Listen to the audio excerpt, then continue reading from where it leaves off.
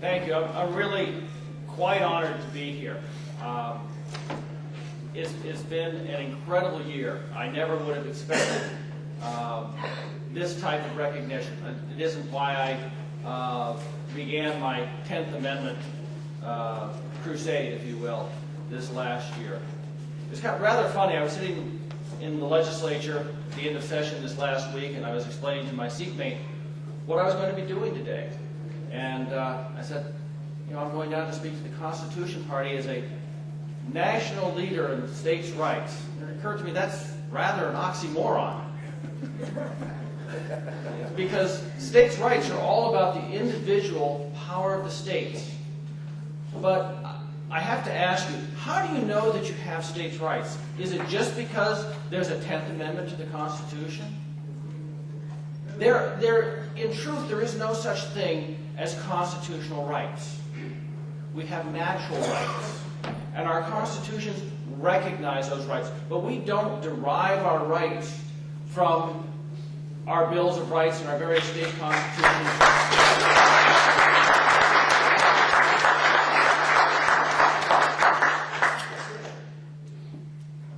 So, where do they come from? Well, we have to understand, in order to understand why you have states' rights and why you have restraints on our government, you have to understand the nature of American government. The nature of American government is fundamentally different from that in any other area of the world. Our founding fathers came to this new world, and they created a new world order. A new order for the new world. I'm going to read you a couple quotes from a couple of our founding fathers. You have rights antecedent to all earthly governments, rights that cannot be repealed or restrained by human laws, rights derived from the great legislator of the universe, John Adams. And can the liberties of a nation be thought secure when we have removed their only firm basis? A conviction in the minds of the people that their liberties are the gift of God, that they are not to be violated but with His wrath. Indeed, I tremble for my country when I reflect that God is just, that His justice cannot sleep forever. Thomas Jefferson. These people had a fundamental understanding. When I first really understood this was about 3 years ago. After I became a state legislator in 2000, I really began to delve into our state constitution. And I read it and I studied it. And then we had a state Supreme Court that started meddling in the areas of the legislature. In 2002, they tossed out our redistricting law and redistricted the state themselves. And then in 2006, they tossed out a ballot that we had passed by law and told the Secretary of State to do something else. Now, both of those acts are patently unconstitutional. Our Constitution says that only the legislature shall suspend or execute any law, and then only as the legislature prescribes. So they violated the Constitution. I was making these arguments on our conservative listserv, and one of my compatriots said, you really ought to write a commentary on the Constitution. Okay, so I started writing a commentary. What it forced me to do was to go through the Constitution article by article. And one of the things that our Constitution says, and it's rather interesting, it's the only state constitution that says it. Madison logs it in Federalist Paper 47, that the Constitution is one indissoluble fabric of unity and amity. You can't interpret any article without making sure that your interpretation is consistent with every other article. Rather like reading the Bible. You can't rest a theology on one verse. So as I'm going through that, shortly after I finished that in December of 2006, I was asked to make a speech for Patriots' Day in Lexington by a friend who is actually addressing your national convention down in Texas today, Pastor Garrett Lear. And I said, sure, I'll do it. Well, as I got closer to Patriots' Day, I'm really wondering, what am I going to talk about? And I was looking over the original version of our Article 6, which says that morality and piety rightly grounded upon evangelical principles will give the best and greatest security to government and lay in the hearts of men the strongest obligation to do subjection.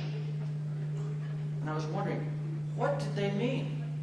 Most of the rest of our first 10 articles are all about power coming from the people, government by consent. Why was this important? What were they trying to say? Why did they use the word evangelical? We had taken it out of the Constitution in 1968 as an antiquated sectarian reference. And the more I thought of it, I said, well, what makes an evil? Where did the word evangelical come from? What's the antithesis of evangelical? Okay, evangelical church, congregational church, liturgical church, Roman Catholic Church, Church of England. What's different? Well, evangelical churches, Congregationalist, Baptist, Presbyterian, they elect their leaders from the either they come in or they are from the body. They elect them either directly or indirectly. In liturgical churches, they are appointed. And I suddenly understood that what they were referring to, evangelical principles, were our first 10 articles and what was then the last article, Article 39, that went beyond the Magna Carta and beyond the English Bill of Rights of 1689. And they conferred upon the people of New Hampshire their sovereignty, or they recognized their personal individual sovereignty, that all legitimate government is founded in consent and instituted for the common benefit. We were the first state in New Hampshire to institute government by consent. We had the first constitutional convention in the world, followed shortly thereafter by Massachusetts. Our Article 8 says all power originates in the people and is derived from them. Therefore, those in government, their officers and representatives, are their agents and substitutes.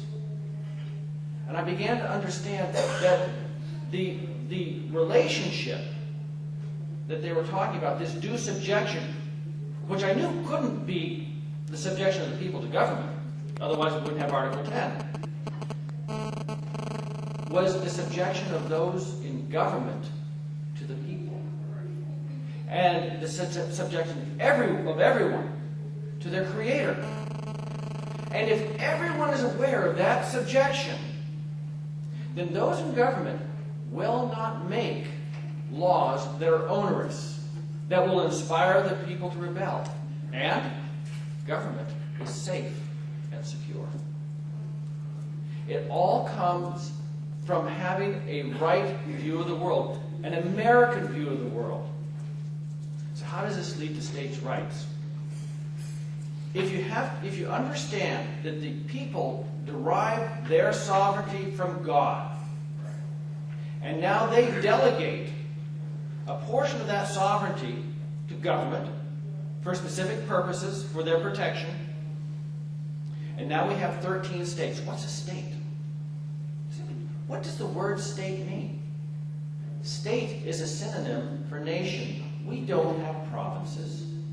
We have little nations, each one independently sovereign, gaining their sovereignty from the people who are sovereign beneath God.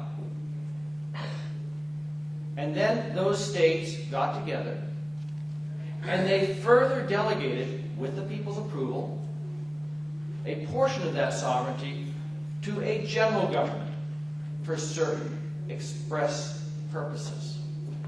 I love our Article 7. The people of this state have the sole and exclusive right of governing themselves as a free, sovereign, and independent state, and do and forever hereafter shall exercise and enjoy every power, jurisdiction, and right pertaining thereto, which is not, or may not hereafter be, by them expressly delegated to the United States of America in Congress assembled.